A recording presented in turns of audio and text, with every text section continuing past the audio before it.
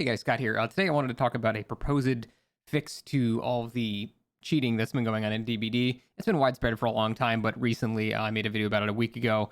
I and a lot of other streamers have been getting targeted a lot with the whole lobby injection thing where they just insert yourself into the lobby, so there's no real way to avoid it.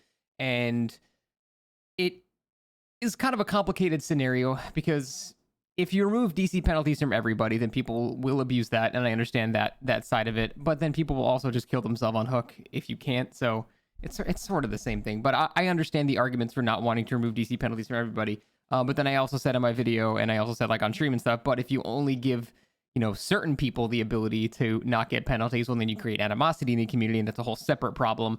And it has been recently revealed that that is exactly what's happening, and the result is pretty predictable. There's animosity.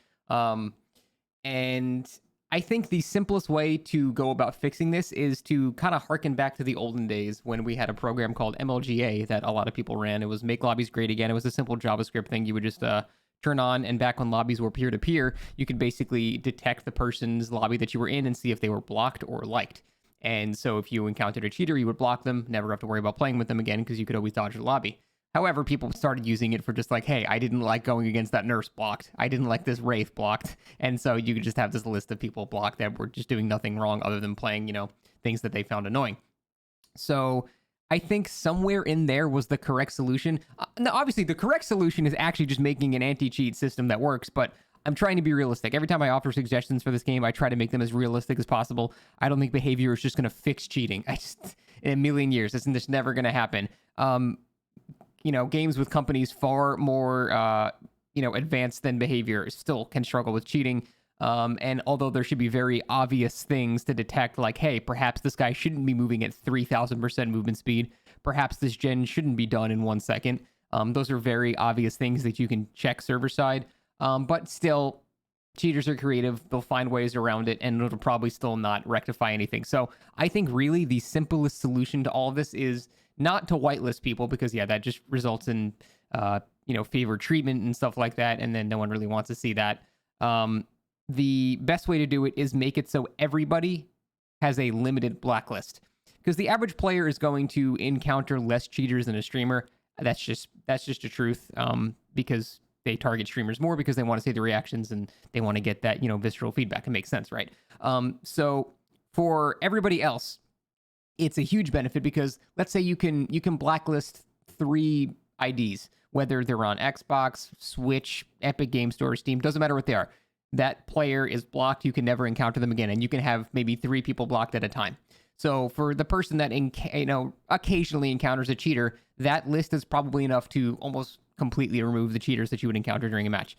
For streamers, it's a bit more complicated because obviously they have more than just 3 accounts, but they have to keep cycling through them, and it becomes a lot more problematic for them to repeatedly try that if you keep blocking accounts. And they're going to start needing 4, 5, 6, 7, 8 accounts to do it. Now, will this solve cheating? No, probably not. And maybe you can make it so a select few people have a bit bigger block list or something like that, when you have visual proof that they're not just blocking people for being annoying and stuff like that. And that's where I think favoritism would not be perceived as badly as by the community, because everyone has it to some extent, but they don't need to block as many people because they're not, they're not exposed to the same pool of potential stream sniping cheaters. So I think that would ease a lot of animosity. It would ease the burden on streamers a lot, because they could simply block the people that are cheating. And I think that'd be a lot better than giving some people priority to where they're allowed to disconnect. Because as mad as people are at people for being able to disconnect without penalties, as far as I'm aware, it's just Tofu. That's like literally the only dude that I know that is able to do it. And it's because he's a Fog Whisperer. And I understand why they would give special benefits to Fog Whisperers, because they're supposed to positively represent the game. That's the entire point of a Fog Whisperer. If you're not positively representing Dead by Daylight, then you're not a Fog Whisperer. That's just what the role is meant for. It's a PR role. So if you can't play the game, I understand why they would alleviate it for them specifically, as a Band-Aid. Obviously, that's not the solution. It's just a Band-Aid, because that's what behavior does. They just throw Band-Aids on stuff. So that's obviously not the solution, but I think if we made it so that everybody had a blacklist, and then maybe a select list of people had perhaps a bigger blacklist to deal with, the multiple accounts that stream sniping cheaters might have, I think that would be a lot better of a solution. And it can't really be abused. And, it would keep cycling out the old people if you were trying to add another person on your list. So Like you couldn't just start blocking every nurse you go against, for example. I think that's the best way to do it. Everyone gets some benefit from it. Certain people get a bit more, but it's not big enough of a difference anymore to cause animosity, and it also eases the whole impact of cheaters. So they have to keep buying more accounts, and when they do buy more accounts, you block those too. And then it's just, then they have to keep switching back and forth. It basically becomes a lot more of a pain in the ass for them, which I think is the correct way to go about it. That's just my suggestion, short of actually implementing server-side checks for all the stuff. Because that's the thing, even if you do implement server-side checks and you instantly shut down the lobby every time this happens, for streamers, the real problem is they inject themselves into your lobby. It doesn't matter if you can disconnect. In fact, that's another thing I don't understand. People are freaking out about, some people having no DC penalties so they can DC when they get cheaters. If someone is injecting themselves into your lobby, how does that solve anything?